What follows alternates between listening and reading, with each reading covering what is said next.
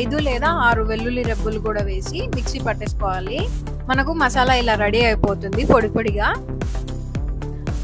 తర్వాత స్టవ్ పైన ఇంకో ప్యాన్ పెట్టుకొని 3 లేదా 4 టేబుల్ స్పూన్ ఆయిల్ వేసుకోవాలి. ఆయిల్ హీట్ అయ్యాక 1 టీ స్పూన్ జీలకర్ర, 1 టీ స్పూన్ ఆవాలు వేసుకొని ఫ్రై చేసుకోవాలి.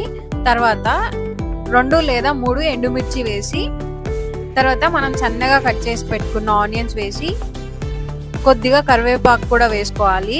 తర్వాత దోరగా ఫ్రై చేసుకోవాలన్నమాట. ఆనియన్స్ వేగిన తర్వాత బీరకాయను చిన్న చిన్న ముక్కలుగా కట్ చేసుకొని వేసుకోవాలి.